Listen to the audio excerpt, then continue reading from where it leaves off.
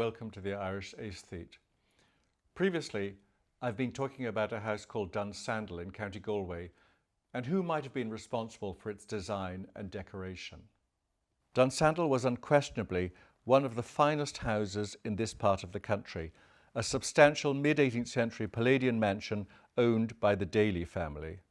In the 19th century, the Dalys acquired a title of Baron Dunsandle and Clan Connell, thereby firmly placing themselves in the ranks of the aristocracy.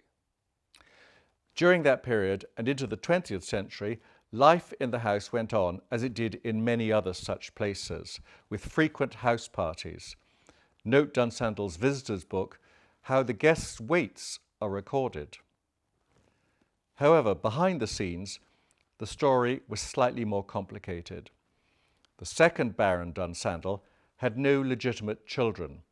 He only had two sons, both born out of wedlock. The first of these might have been expected to inherit the estate, but he married a Roman Catholic, and his father, who was virulently anti-Catholic, disinherited him. Instead, Dunsandle was left to the younger son, Major Dennis St. George Daly, a keen horseman who was a member of the winning polo team in the 1900 Olympic Games. The estate was then inherited in turn by his son, Major Dennis Bowes Daly, who lived there with his first wife until the couple divorced in 1950. Major Daly then promptly remarried, his second wife being Melusine Hanbury, who had a couple of other husbands behind her. The first of these is rather interesting. He was called Wing Commander Guy Marcus Trundle, a salesman for the Ford Motor Company. Some years ago, it was revealed that Mr. Trundle in the mid-1930s had been investigated by Britain's Special Branch. Described as a very charming adventurer, very good-looking, well-bred, and an excellent dancer, he was said to have been the lover of Wallis Simpson, future Duchess of Windsor, hence the keen police interest. None of this, of course, was known in County Galway in the early 1950s. But the fact that both the Dalys were divorcees, with exes behind them, didn't go down well in the area.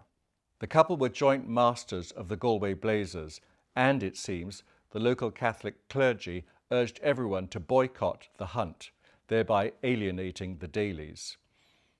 In 1954, Major Daly sold the contents of Dunsandle and with his wife moved elsewhere. Many of the pieces seen in this photograph duly disappeared. We don't know who bought them. Soon afterwards, the estate was broken up by the Land Commission and the house itself was unroofed in 1958. 60 years later, traces of its former grandeur can still be seen in fragments of Rococo plasterwork clinging onto the walls, and in the extant portions of the later Wyatt decoration towards the front of the house. But a building that once looked like this now looks like this. Yet another sad loss for Ireland. Thank you so much for watching the Irish Aesthete, and I promise to have something more cheering for you next time. Until then, goodbye.